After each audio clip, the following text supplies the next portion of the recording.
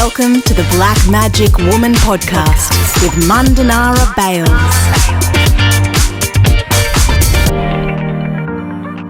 I'd like to begin this podcast by acknowledging the Cubby Cubby peoples whose land we're recording this podcast from. I'd also like to pay my respects to their elders past and present and acknowledge that this always was and always will be Aboriginal land. We have never ceded our sovereignty as First Nations peoples living in this country, now known as Australia.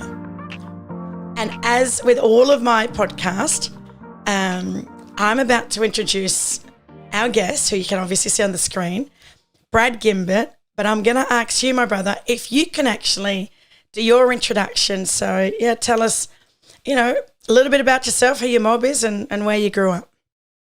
Yeah, thanks for having me, Mara. So I'm a proud Aboriginal man from Western Sydney. My bloodlines go back to the Wailwan people, Canamble, Galaganbone.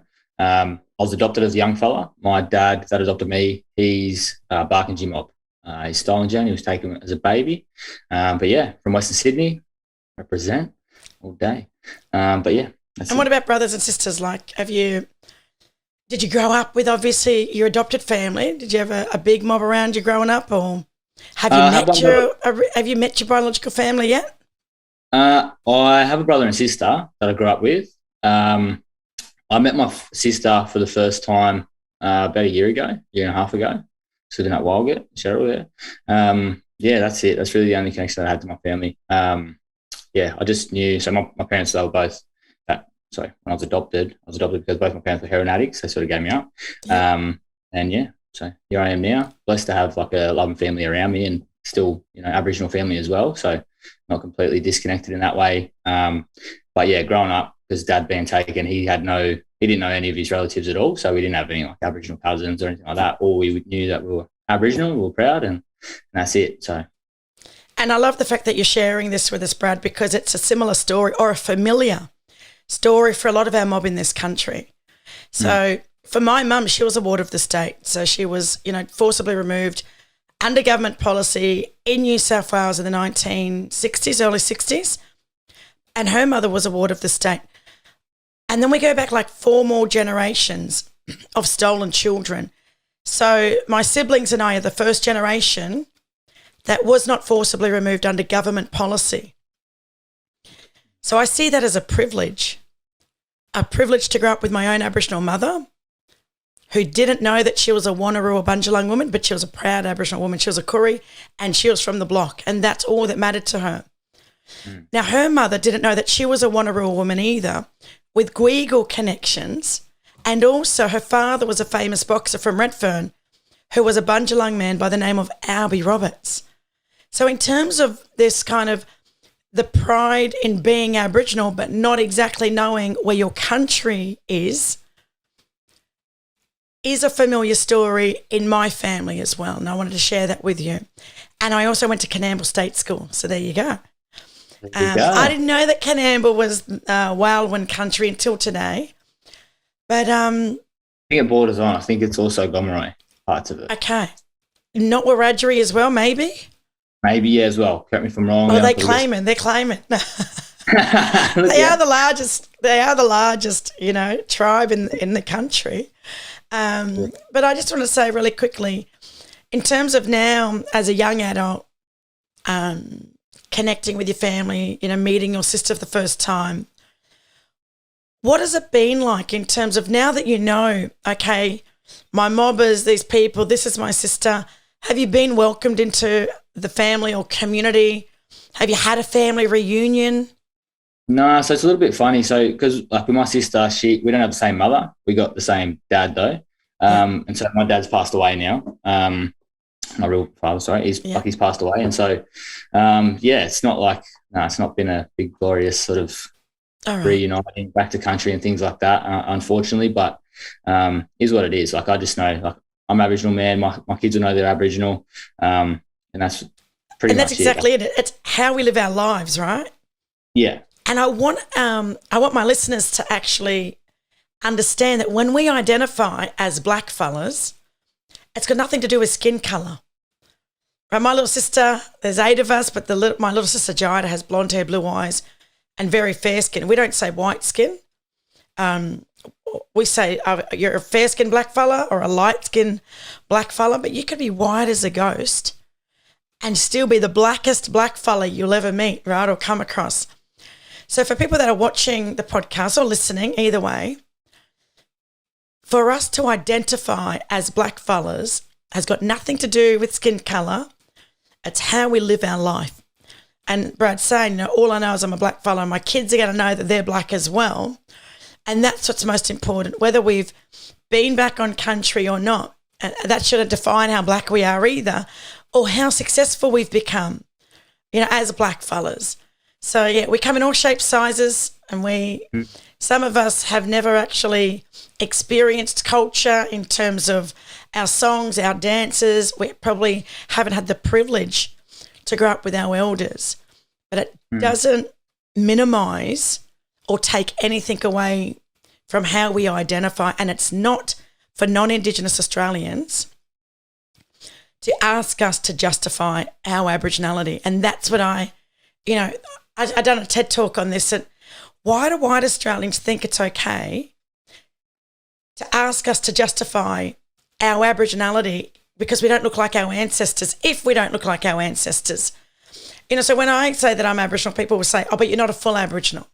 Yeah. You're not a real Aboriginal, or you're only part. What else are you? And I'm like, I just identify as Aboriginal. Yeah, which my leg, that part.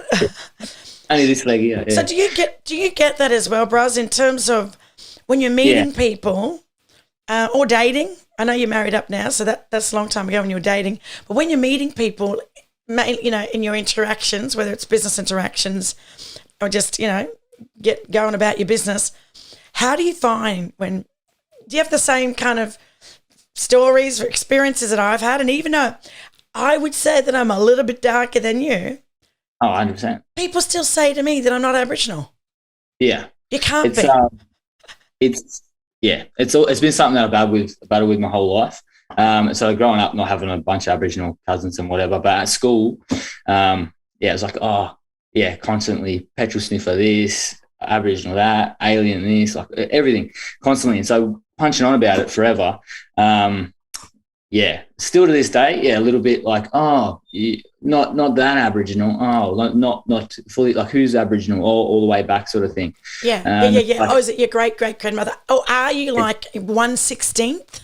Yeah. Only a little bit, this and that. Yeah. What's the rest of you, sort of thing? You know what I mean? But it's not like it's like my grandmother was Aboriginal. All the way back, there's been Aboriginal relatives basically from my grandmother backwards. And that's only through the lineage and the research that I've done as well. But constantly always getting that backlash. And it's never really from mob. Like, it's always for, like, other Aboriginal people. I find the same thing, Braz. It's not mob, right, that ever question my identity. Yeah. It's always non-Indigenous people. And we say white fellas. And look, we don't use the terms to offend or upset anybody. Right. We're comfortable with the terms white fellas and black fellas. You may not be, so I apologise in advance. I feel like I'm at the BlackCard workshop here. But in terms of white fellas asking or questioning us of our identity, I would just say it's disrespectful. Yeah. And it's inappropriate. Like, we don't ask white fellas, or we don't question white fellas, and I can tell you now that I've never heard of another black fella saying to a white fella, "Oh, you're not really from here. You're not Aussie. That's right. Your ancestors come from England." Like, it's not right to deny somebody their birthright, whether they're black or white, or if they're Chinese Australian, right, or Lebanese Australian. They also identify as this country being their home. So I kind of feel for them as well when people say to them, "I know, where are you really from?" And they'll say, "Well, I was born here." So then they got to say, "I'm a first generation Australian." But every day it seems like we're on the receiving end of that question.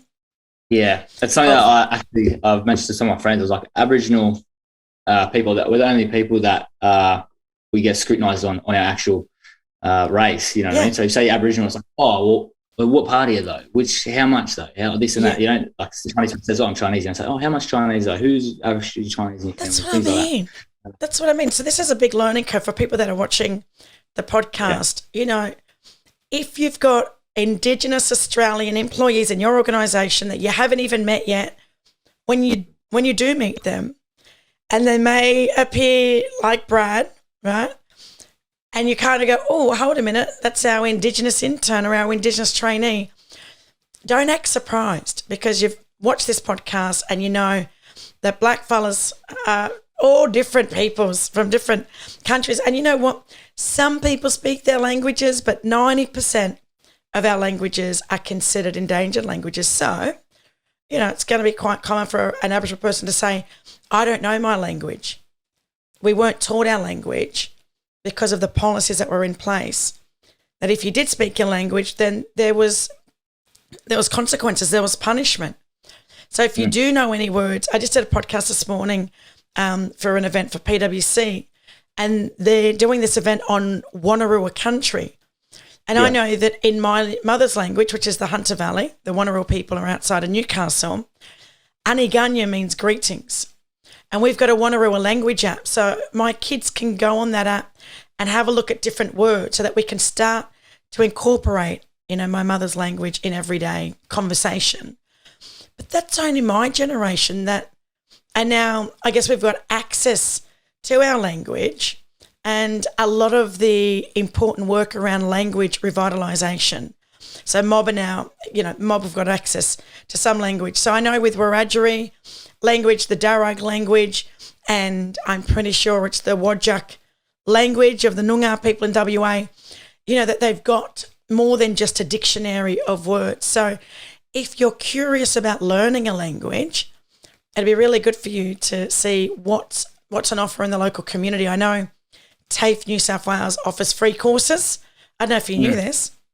No, I didn't. But TAFE New South Wales offer free courses around learning, I'm pretty sure, learning either Wiradjuri or the Darug language. So for non-Indigenous Australians, maybe there's an opportunity for you to learn a little bit more about the people or the area or the country that you live on. And we're not all the same. You know, my mob, in terms of coming from the Hunter Valley but growing up in Redfern, we're different to the Wiradjuri people, different to the Gomeroi people, different to, who else is there? The Awabakal people there in Newcastle. We're all different peoples and we all come from different countries that spoke different languages. So don't assume that when you meet one black fella that you've met us all. I think that's one of the assumptions, that we're all the same and we're all one people. So I guess we agree, but yeah, there's over 260 odd dialects, so it's very dense, very diverse. Yes, so don't be fooled and think that, all right, you've met two or three black fellas and you know everything. And it's something that I think not every Aboriginal person wants to talk about their identity either. Braden, I think that's so important when you said that, you know, you're adopted, fostered out, and your dad was stolen generation.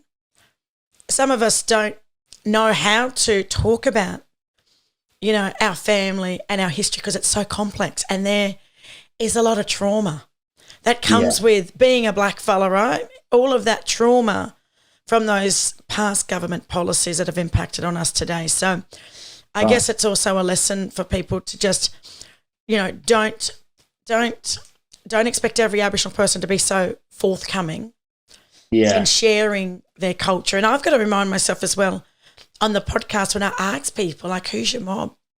You know, where did you grow up? Tell us a little bit about yourself. And people, you know, I haven't had too many people that said, I don't know my mob. But just to be mindful that can be quite triggering or even traumatising for people. It's it's something that's always been, like, I've never shied away from it. Like, it is what it is. You know, I sort of learned from a young age. It's always a little bit smart when I was really young, which is great, but smart kids ask a lot of questions. And so I was writing to my mum for a little while there when I was a kid, and I was like, I think I got about 6 or 7. I was like, what's going on here? I got mum here, mum there. What's the go? You know, mum and dad would sort of play it down. I said, no, what's sort of going on? So eventually had to sit down and had a chat about it. And I was like, well, here's what it is. You know, at a sort of young age, come to terms with it. You know, mum and dad had other things on their plate, you know, whether it be drugs or just couldn't come up to it. And so, yeah, is what it sort of is. But yeah, there's a lot of it's always been something that you have to explain. Like it's always like such a complex story. You got to explain it and things like that. And I'm like this. I didn't really realize till older, but I'm like, you don't owe anyone any explanation. I'm like that's your life. I don't get to pick how that went down. I would love to be on country and learning culture and doing all that stuff. I'm actually starving for it, but don't have those connections so deep. So it's just not there. So I just, 1 foot forward at a time and just do what you got to do. That's right. Yeah. Raz, I was going to say, just recently I was listening to a podcast by Lydia Thorpe, the senator there in Victoria from the Greens Party.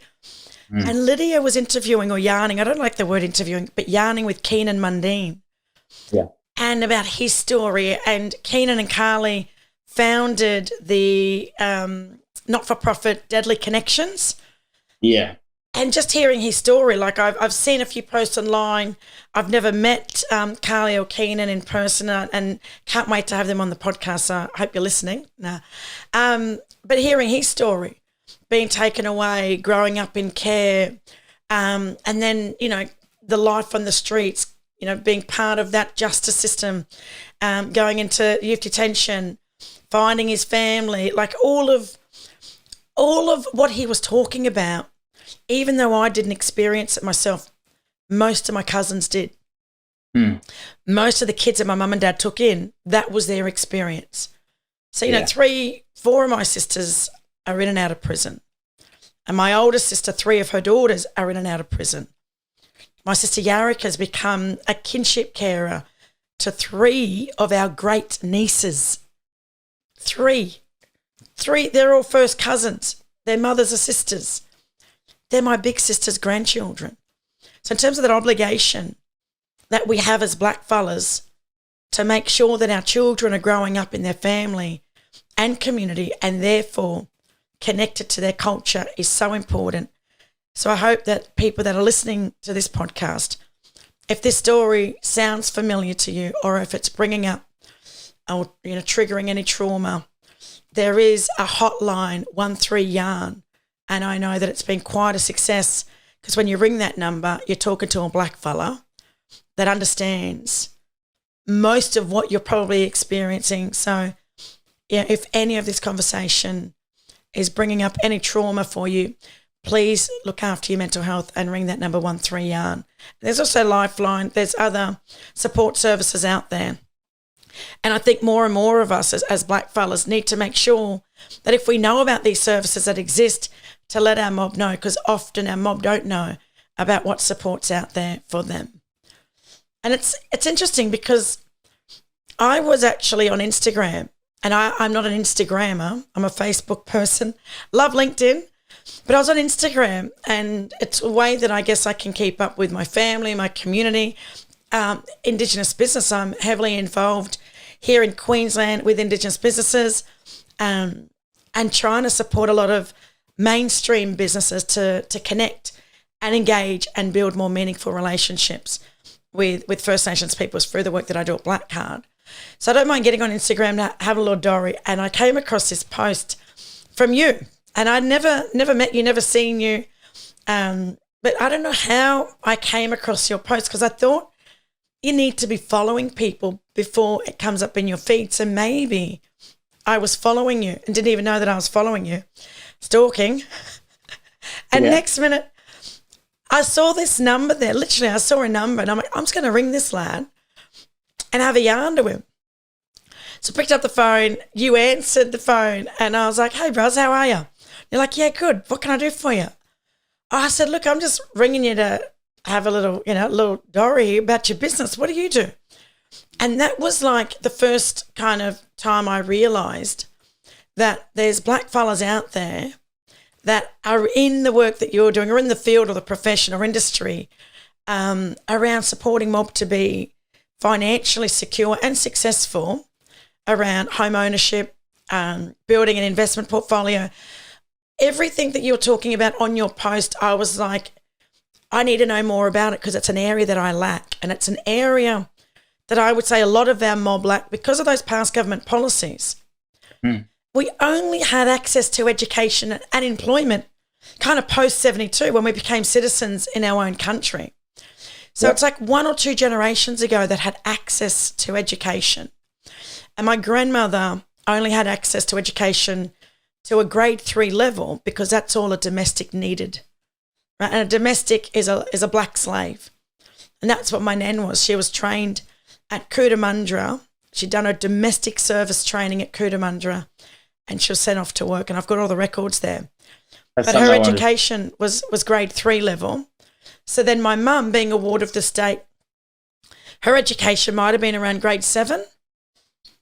And I am the first out of my mum's children to actually graduate year 12.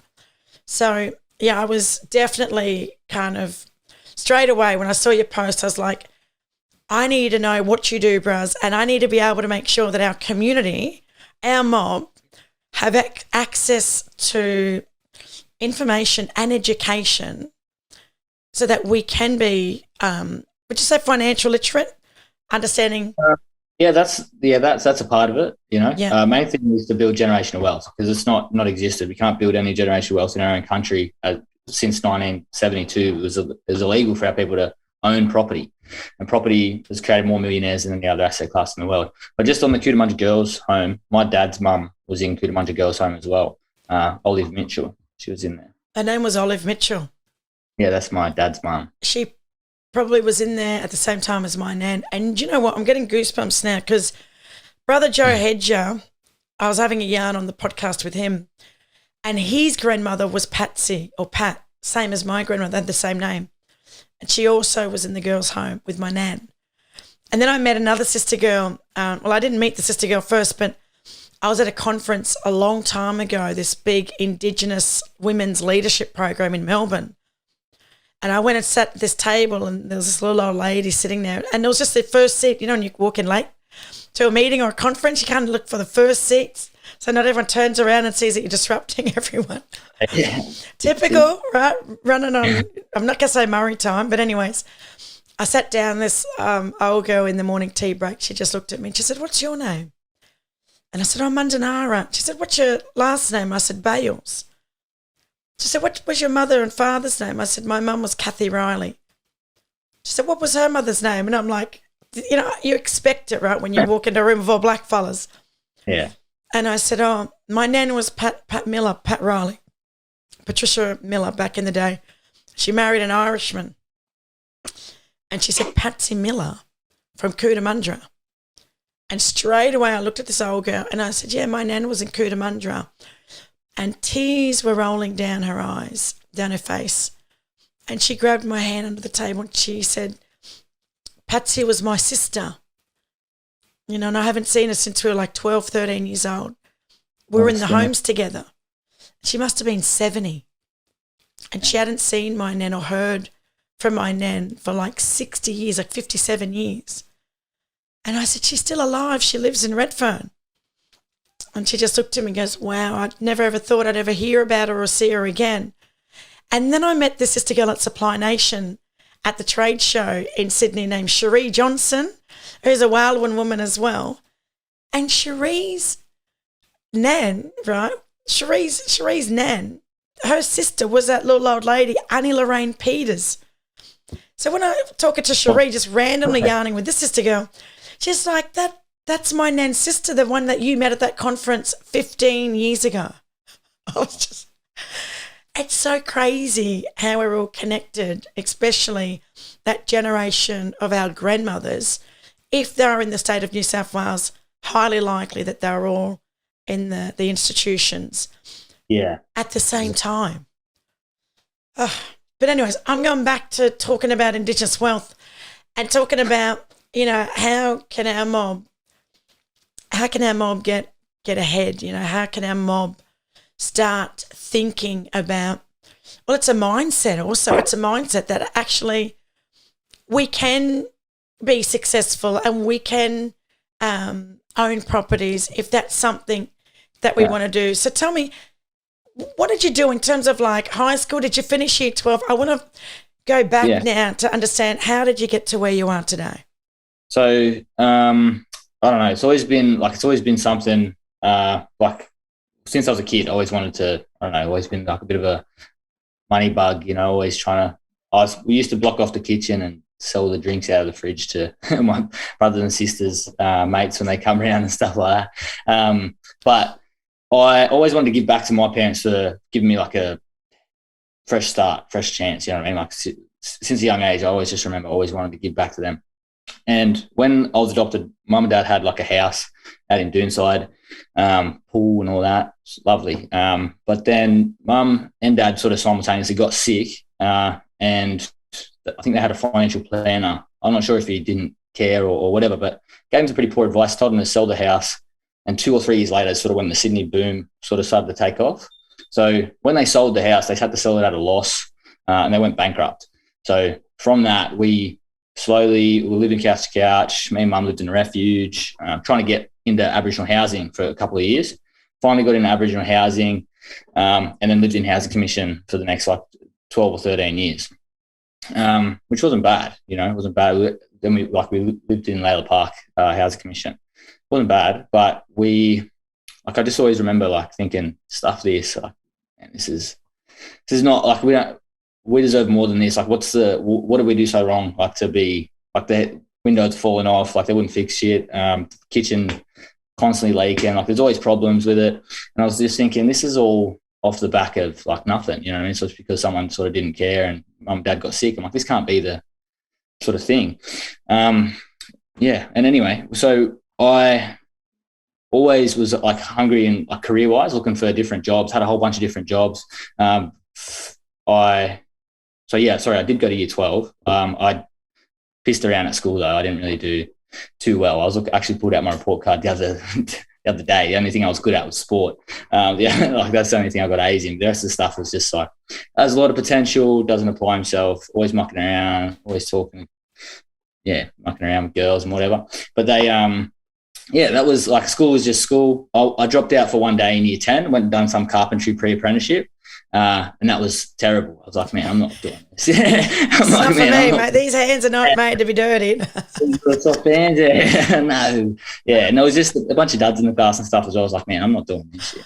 And then I went back to school, didn't do too well at school. Like I used to think this guy would apply himself and go try to do something. But no, it's sort of just, I don't know why. I just went through year 12 and done that. After school, had a whole bunch of jobs again, found my way into a sales job. And a sales job was okay. Gave me a lot of communication skills, understand how to speak to people, you know, meet a lot of people and things like that. There's a lot of jumping around. Then I started, I was like, I want to be a personal trainer. I started doing a personal trainer course. Through that course, you also do a business diploma. And the business diploma was what kicked it off for me because that opened my eyes like properly. I was like, man, the whole business world, that's where it's at. You know, you can make a whole bunch of money. You can change everything. You know, we were still sitting in House Commission. I'm like, I could change my whole world right here. And so started off down that track. Started off down that track. How did that go? So I went to doing the business diploma course. What happened from there? I had this I got this project management traineeship with Sydney Water. It was massive. I was 20, you know, by 22, I'll be on like 250K a year. I'll be cruising. You know, I was like, man. And I went through 3 months of interviews and I got it, which was great. But during this time, I'd done something terrible. Well, not, I think it's, yeah. Anyway, this sort of pedophile type character tried to break into my niece's bedroom. I knew who he was because I already had a situation with him. And this is a long story short. This is quite a long story. So pretty much this pedophile guy tried it on my niece. I knew who he was because he's like a known predator in the area. Like it's not a great area, Layla Park. A lot of real dark characters. And this was one of them, right? And he ended up middle of the night trying to break into my niece's bedroom. She's like 6 years old. He was in his underwear. They caught him, whatever. And I went and see him the next day and we had a fight, belted him up, whatever else. Long story short, I got charged and I was going through court. So while I was going through court, the cops would sit inside my street. They would constantly like pester me. And I got like a minor charge through one of the times that they pulled me out. They charged me for something. It was meant to be a fine. They charged me. And so for that, I lost the project management traineeship. I couldn't get that job anymore. So I lost that job because of that. And I was like, man, I was shattered. I was like, far out. That was like my ticket, you know, that was our ticket. Yeah. Not more, back to the house, you know, back to the house. And just that feeling, Braz, in terms of letting your family down. Yeah. I was like, man, what done, you know? Yeah. I know with blackfellas there's this big, like not an expectation, but this pressure on us. Like, you know, you're doing so well and you've made it, and look at all the other families still, you know, either on drugs or in jail or struggling to just make ends meet, or fighting the, you know, system to get their children back, or in and out of jail. Like all of this is happening. And then the few that do make it, and if you do fail, and I've been in the same position, exact same position where I was working in the government, got in with a boyfriend that was doing crime, and all of a sudden I become an accessory to his charges, and I found myself in a watch house. And my dad just saying to me, like, what are you doing here? And I was like, well, you know, they want me to talk, and I don't want to talk because I want to hold my head high in my community. I'm just going to have to cop the charges. And I copped the charges. And I found myself sleeping on my dad's floor. No job, no car, no house, not a cent in my bank. And that's where I hit rock bottom, and I had to rebuild my whole life from scratch. So, Braz, I feel you. And I talk about this openly, that I've got 6 mug shots in the Brisbane Watch House, and my criminal history has definitely, hindered the many opportunities, employment opportunities. As soon as I see you got to fill in a criminal history, I go, all right, now I'm backing out. Don't worry about it. Yeah. I don't want to be judged by my past. So I love the fact that you've been so honest, Braz. Yeah, well, yeah, it is what it is. But it is what it is, right? That's right. We've got to own it. That's what's made us who we are, and that's the life that we've lived and the path that we've walked is, like, I would say it's part of who we are, but it's an opportunity for us to tell others about it. Like, look, I've been there, done that, and made something of my life. It's not impossible to bounce back even when you hit rock bottom.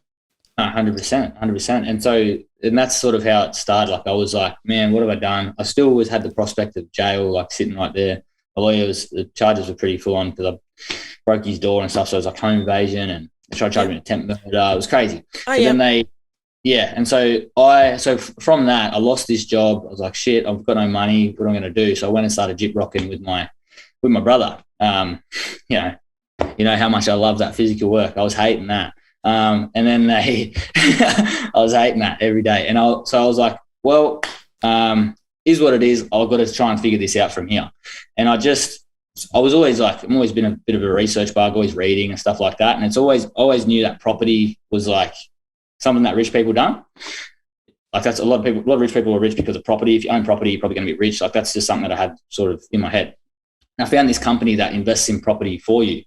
You pay them a fee, they invest in property for you. It's called a buyer's agent. I didn't know what a buyer's agent was at that time. I was like, God, that's the ticket there. So I was like, all right, I'll just save up. I worked it out. Take me like 3 years working this dodgy job, save up, and I'll buy a house, and then we'll see what happens from there.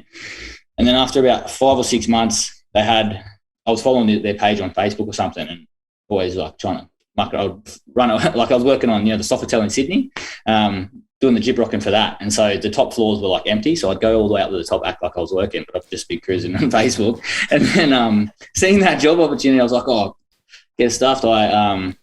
I applied for it, and then I got it because of sales experience and things like that. So I got it. In that company, everyone owned a whole bunch of property. They were switched on with Rolexes, like suits, all that stuff. I was like, man. So I was like glued to it. I spent every second I could there, like first to get in, last to leave. Hey, what are you doing? There's a couple of people there that had a bunch of property and stuff. I was like, hey, what are you doing for lunch? Let me get you lunch. Come lunch. Build those relationships. Start to understand the insides. Yeah. Like, just a couple of questions, I'm like, taking them out for lunch. I've just got a couple of questions. I'll rip out my book and I'd have all these lined up questions. And through that, I learned so much about property. I worked there as a mortgage broker for a short amount of time. I bought my first property. So when I was 20, I was doing really well. 21, just before I turned 21, sorry. And then court came. And then when court came, off to jail. So I got locked up from that point. So I was locked up. Got sentenced to 2.5 years total, done 1 year in jail, 18 months parole. When I got sentenced, my lawyer was like, yes. I was like, what do you mean? He's like, no, that was a really good result. So after going through it, I learned that I did get supremely lucky for everything that I had done, and I only got that short amount of time. I could have been looking at, I met people in jail doing 6-7 years for the same stuff, And when I went to jail, that's what really opened my eyes, because out here, I didn't have many Aboriginal friends or know anyone that was Aboriginal. I knew a handful of Aboriginal people that were going to my school. They ended up in jail, in boys' homes, on drugs. Like they'd come around selling jewelry at my house and shit like that. There was not much of that going on. Although there was a couple of other boys, but I was always fighting around, and we weren't mates, so we were punching on. But when I went to jail, one brother, I'll say his name, like Terry Sampson, he really opened up my eyes to how the system is like completely against us. There's no one coming to save us. Like there's no one that wants to help Aboriginal people for whatever reason. Like we can sit here and speculate on all the reasons why people have these views about us, but that's not going to change anything for ourselves, our kids, our lives, or anything. No one's going to do that. So if we want to change that, we need to do that ourselves, however that is, whether that's like through the work that you're doing, whether it's through awareness, whether it's through activism, like whatever it is, you just need to focus on what's going to make the change to change your world, because you can't change the whole world. You can change yours now, and so that's what I realized. And I had this, got all this property knowledge, and now I'm seeing I've gone into jail and it's 60% brothers, no matter where you go, running the whole situation. But then out here, there's no one, It's like, why is that? That's not an accident. So it's like I learned, I'm like, if any given chance they're going to throw your ass in jail, lock away the key. I met so many brothers in there, they've been in there for the last 9 months because they don't have an address.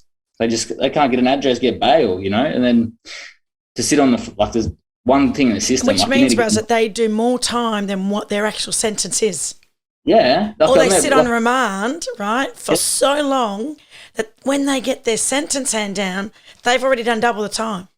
Yep. I met a brother in there actually, and he was like, he was very dark, so he's clearly Aboriginal.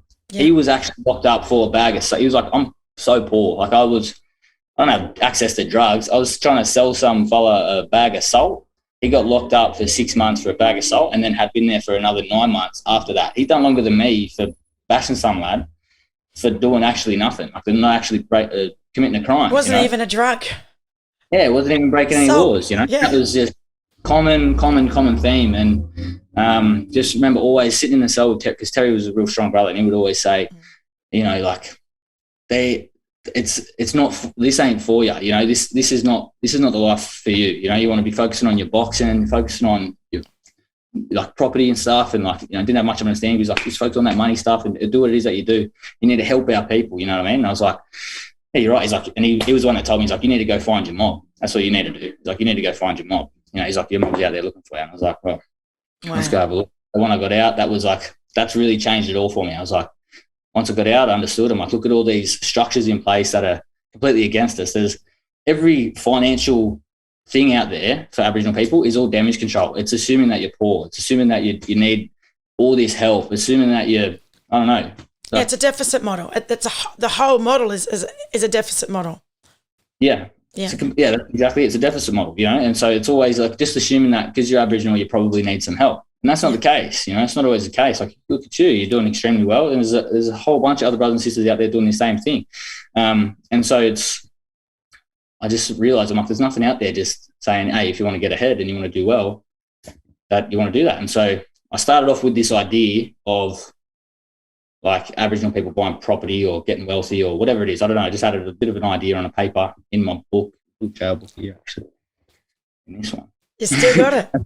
Yeah. Look at all these quotes and stuff I got from books. But yeah, and it's it was just an idea. And so when I got out, we started. So the people that I was working for, it's a very crazy story, but the people that I was working for, the old boss was a bit of a dodgy lad, and so we had a bit of a strike against him. So we're not working for you unless you start fixing up what you're doing. He didn't want to do it. So then we all started this other company, me and 2 other sort of people. We started that core of this other business. Built that up. That went tremendously well. For whatever reason, I wasn't involved in the business part of it, which I wanted to be. So then I was like, all right, don't worry about it. And I'll leave. And I left, worked at Link Up, New South Wales for a little while, because that was when my dad had just met his cousin through Link Up after being there for like 30 years or so. Worked there for a little while. And during that time, I set up Indigenous Wealth. And I was like, look, I'm just going to start down this track. Let's see how it goes. Helping blackfellas invest in property, because that's what I know how to do. And that's what I want to do. I want to help our people become wealthy, right? And so as I started down the track, then it started learning more and more and more. There's actually more. So right now, there's more, like, number one, there's more opportunity for our people than there ever has been. And that's going to keep growing every year. Like, it's starting to be our time in the sun, which is great. There's still much more injustice and much, many problems, but there's a lot of opportunity for our people that wasn't there for our old people, our mums and dads. Yeah. And so focus on the positives. Don't let the negatives, or dwell on those negatives, because that's what's going to hold us back. That's right. Because the thing is, like, if you look at it, the whole system's completely, like, it's not for you, no, right? It's set up to fail us. It's set up to work against us. I definitely understand that. And a lot of our mob that are listening will definitely agree with you. 100%. And so if we focus on that, like, you're just going to get more of that. But if you focus on this little window of opportunity that we have here, that's going to start spreading the gap. And so that's sort of what I'm trying to do, is I try to put those good things back in the hand of our people. And so that's basically what we do. So what I'm aiming at now is get the whole spectrum. So pretty much like mortgage broker, buyer's agent, which is me, a solicitor, an accountant, to do the whole shebang and start doing a little bit more. So pretty much what we do now is like helping Aboriginal people either like buy a home, get an investment property, use their super to invest in property. Reason why is because property, as I said, created more millionaires than any other asset class in the world. It continuously goes up. And there's a couple of rules that if you follow, you can do it really, really successfully and really easily, which you're starting to do now. All right. So getting a bit of a roll on. But yeah, so that's pretty much where we're at. That's how pretty much I got here. So you're not a qualified financial advisor, but you are a qualified mortgage broker. No, yes, but I can't practice now because of my criminal record. So I've got the certificate. You've got the certificate, got the knowledge, went through the course, right? So you've got that knowledge there of what it takes to actually buy a home or buy a property. You've got that knowledge there. So in terms of working with other mob to come together, is there any other mob that you've identified that are financial advisors or financial planners to come and work side by side or even partner with you with Indigenous wealth? Because you know what? I've only been told that there's like 2 qualified Aboriginal financial advisors or planners in the country. And I'm like, that can't be right. What do you know about this? You're pretty spot on. So that's why I was like, look, when I started off, I was like, look, I'll find some lads to partner with, because there'll be someone out there. And so you poke your head up in the sand and look around, and there's no one. There's nothing, There's I think I've just reached out to one lad on LinkedIn who's a Aboriginal mortgage broker. But outside of that, I've not met anyone. I met one other lad, but he was a bit old and coming to the end of his career, and I don't know what his intentions were. But besides that, no one in the whole finance industry, which is fine. I guess we'll start going down that track. If I can't find anyone, then I'll create my own. So I'll get some scholarships and I'll get some students and I'll invest in them that way. Either way, it needs to be by Aboriginal people for Aboriginal people and to the whole benefit of Aboriginal people. There's a bunch of stuff that we're working on in the pipeline, like I can't say too much actually. Yeah, not yet. But there's some stuff there that you're doing. Yeah, so watch this space. A lot of good stuff, like with helping our old people being able to live on country, like getting that funded by Aboriginal investors, and a bunch of really cool stuff like that, which I think we'll be able to make a lot of big differences. And that's the thing about like Indigenous wealth, is that obviously money is not everything. Money's definitely not everything, but a lot of our problems stem from that deficit. Living in poverty. That's right. So every Aboriginal, like, I would, correct me if I'm wrong here, but I think every Aboriginal person has felt the effects of poverty, whether you've touched on it for a little while, completely lived in it and been fully immersed in it, or completely trapped by it and actually can't get out of it. Every Aboriginal person has felt that at some way. Well, can I say every Aboriginal person I know has felt that? Yeah, 100%. Me too, And so that's what I want to change, What I actually want to change, like, I've always been like a big dreamer. Like, I've got literally a cabinet full of books that I write my goals down and things like that. And I just want to, what I want to do is change that narrative. I want to make it so, there's like certain cultures and people think, oh, look at them, they've got all that money. I want Aboriginal people to be like, oh, look at these damn black fellas with their money. Look at them getting out there. Look, who owns that? Bloody Aboriginal person, probably. Yeah. Look at these Aboriginal kids all in Louis Vuitton getting out of G-Wagon and things like that. That's what I want to see, Louis Vuitton, I'm not allowed to buy any more Louis Vuitton. Pieces on you. Yeah, he's on me a long time ago. But I want to say this. We need to change the narrative, and that's what I loved when I was yarning to you. You was the first person, to be honest, like literally, you were the first person. I've had white fellas talk to me the way you speak to me, and talk about wealth and property and all of this. but I've never had a black fella talk to me that kind of gets it, that like the struggle is real, the hustle is real, growing up and trying to support your mob, because I do have a little bit more money. I've got a good salary with BlackCard, and I've been able to, through BlackCard, try and support mob where we can, right? If it's sponsoring a football team, sponsoring basketball teams for NAIDOC week, just little things there that we can, and even funerals, to try and support some mob with a little donation for funerals, or it might be towards the flowers, or it might be towards catering. But like, I feel that white fellas just don't understand when you kind of say, you know what, yeah, here's my budget, but I'm one of 8 daughters and my mum and dad are both passed, and there's a whole lot of my money that I loan out to people that kind of doesn't come back.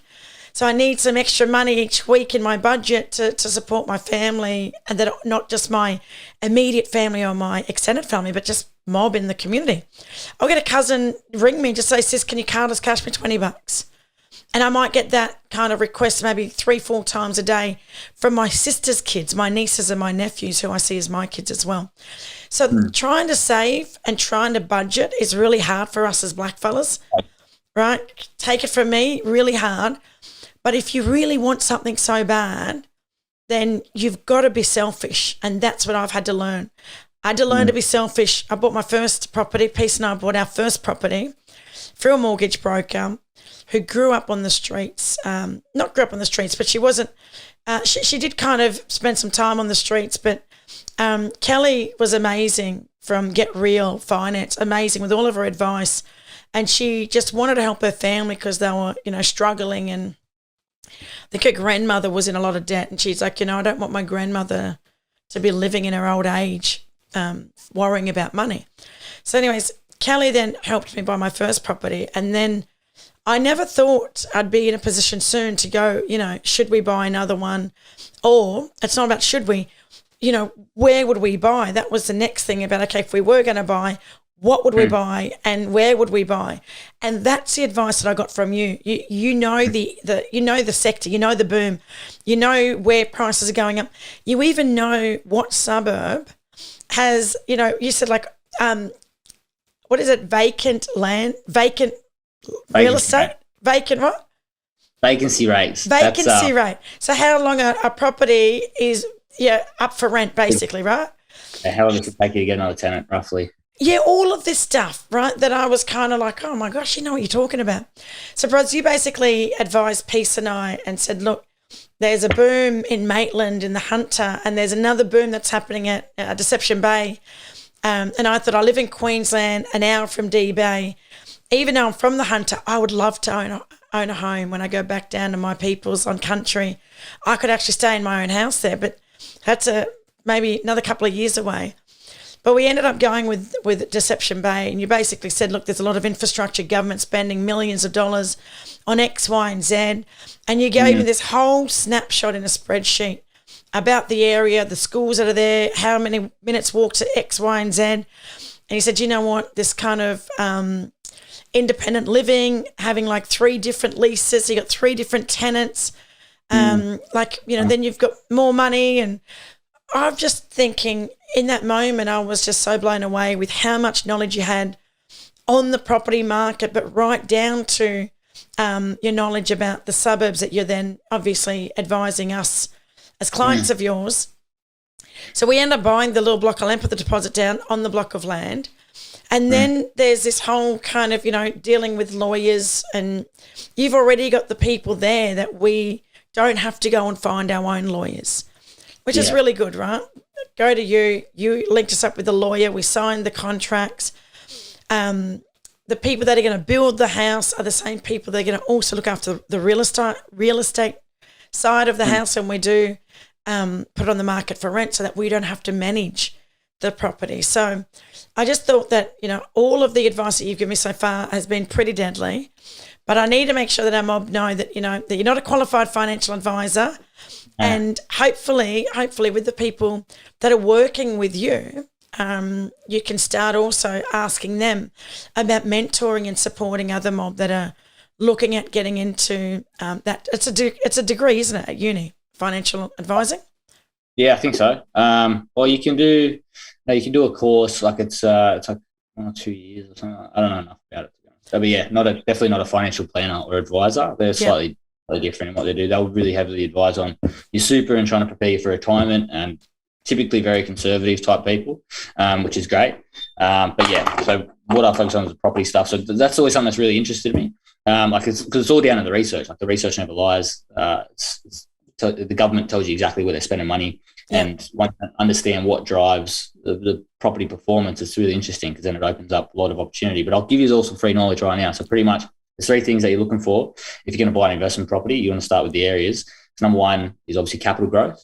So what's going to drive prices up? Things that drive capital growth are things like infrastructure investment, like public, so government, private, like developers and things like that.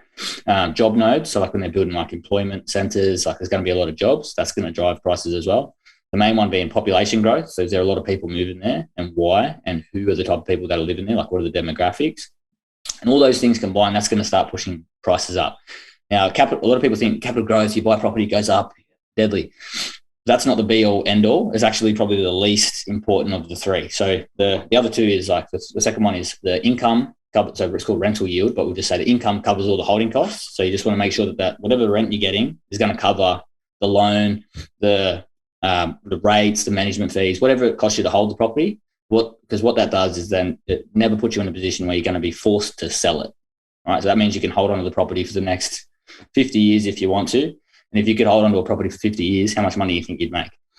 Fair bit, right? So 1, capital growth, 2, rental yield. The third one is low risk, right? So the thing that we talked about is how do you mitigate your risk? One of the main risks that you have as a property investor is your property goes vacant. So if your tenant moves out and it takes you a long time to find a new tenant, then you're not investing very well because you're paying off another mortgage. You may as well just buy another house. So areas that have really low vacancy rates. So the area that you bought in has like a vacancy rate of like 0.3%. At that point, that's when you got a whole bunch of people showing up to the open home and they're trying to overpay and doing all that stuff. So it's really good as a landlord, not great as a tenant. But those are the 3 things. So capital growth, rent covers holding costs, low vacancy rates and low risk. So you can take that and buy property with it. As long as you tick those 3 boxes, then you're going to be able to keep building on into the future. Lovely. And also, just really quickly, in terms of my own experience of going to you, getting the advice, setting ourselves up for our first investment property, then there was another opportunity about using superannuation and setting up a super management fund, what is it called? An SFSM? Almost. All these acronyms. Self-managed super fund. Raza. So now I'm now actually doing a course through the ATO to get my certificate so that I actually understand exactly what I'm doing or what I'm getting into, what are the legal kind of requirements also, knowing that you need to have your fund audited every year and stuff like that. So I think it's a really good idea that if you are interested and looking at how you can, whether it's buying your first property or you've already got a property and you want to get to your next property, definitely reach out to Brad, but also have a look at the tax office and see what free courses that there are available. There's a lot of information out there on the website or on the World Wide Web to get your heads around. You don't have to go and do a degree in it, but it'd be really good. Like I've just started now to start doing my own homework, to start educating myself so that when I do talk to Mob, that I know what I'm talking about and not just say, actually go and talk to Brad. Because before I was kind of like, I don't know, going down with this brother here. And now I'm kind of going, you know what, I don't know everything, but if it's something that I really want to do and continue doing, then I need to build my own knowledge and educate myself around it. But you've actually kind of sparked something within me to actually want to know more and not just kind of delegate it and go, no, Brad, not delegate it, but kind of. It's true. And that's what I say like with clients as well, that I want it to be just as much about education as it is about getting a good result. So you come to me in the first couple of instances and I'll make sure that you get a good result. But by that time, ideally you'd be just as good as me. You'd be able to do it yourself. Then you can show your kids how to do it. You can give out that free knowledge, and that's going to go to other Aboriginal people. And that's where we're going to build like that generational wealth. Because even if you're not in a position to go buy a property now, but you have all the information, you can tell your kids, they will someday find themselves in a position to do that, you know. Yeah. And some other free resources like where you can pick up some info about this stuff. So you got like moneysmart.gov, that's got like a lot of useful stuff. But First Nations Foundation, they've got a lot of good deadly stuff as well. I've been in Slack ass with it. I need to put more stuff, more resources together strictly around the property investing stuff. But yeah. Too deadly. And also I was speaking to a person that I met recently, Birdie Bird, who has connected with you around land back. And I just want to share this with listeners. I want to share this, that the baby boomers, that generation, collectively own $5.2 trillion worth of private land. Yep. $5.2 trillion. And if only black fellas had like 1% of that collectively, imagine what that could do in terms of for us today, but also for the next generation to know that they're going to inherit something. Whereas a lot of us won't inherit anything because of that generational wealth has still been, I guess, you know, sitting in government bank accounts. And that's why that stolen wages campaign is really important, especially in the Northern Territory, for Aboriginal people to be paid back the money that was stolen from them. That's why there's no generational wealth amongst Aboriginal and Torres Strait Islander peoples. So do your homework, do your research, look into why Aboriginal people are in the position that we're in today, that we don't inherit. Most of us will never inherit any money or assets, unfortunately, but hopefully the next generation might be the first generation to start to see some of that wealth created. 100%. And so thanks to you, Raz. Thanks to you. And I guess for people like yourself that are really, I guess, committed to the cause or committed to, you know, the betterment of our people and not only to our people, but to this country as a whole. Like if Aboriginal people are running or in control of their own affairs, and that takes pressure off, you know, the system in terms of, you know, whether it's Centrelink or whether it's the health system. If Aboriginal people are making enough money and we can look after our health and our well-being, then that frees up the health system. So there's so many reasons why it's important for us to be, you know, financially secure, not just about our young people looking up to us and seeing what's possible for them, but the amount of taxpayers' dollars. You know, if taxpayers or non-Indigenous Australians want to think about it from that perspective as well. Yeah, so all the people jumping on my Facebook comment post, you'll love this, you know, so we'll stop spending all your tax dollars and we'll do it ourselves. That's the whole point, right? So that by Aboriginal people, for Aboriginal people, we can take care of ourselves. We don't need to be babied. We don't need to be handheld in that sort of way. As long as we have some resources, we can take care of ourselves. So that's something that we're working towards now. It's like 100 investors this year, which is great. But what I'm really aiming at is $100 million worth of property in the hands of Aboriginal people. And so I think about 160 people would do that. So we're nudging on that. But yeah, that's what it's got to be about, like a circular economy, you know, like Aboriginal people taking care of their own affairs, have our own resources. You know, ideally we seed a couple of millionaires, billionaires, philanthropic investors, things. Sorry. And funds like land back. I want people to think about this as well. Yeah, there's pay the rent. I know there's pay the rent, but land back. Watch this space because BlackCard's going to get involved, and I know you're going to get involved as well, Brad. Another brother, Eddie Sinnott, another brother, Will Trulin down there in Sydney as well.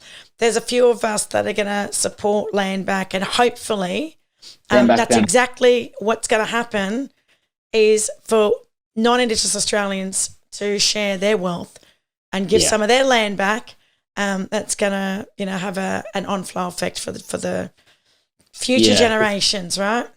There's two land back. So if you're looking up, it's Land Back Foundation. Okay.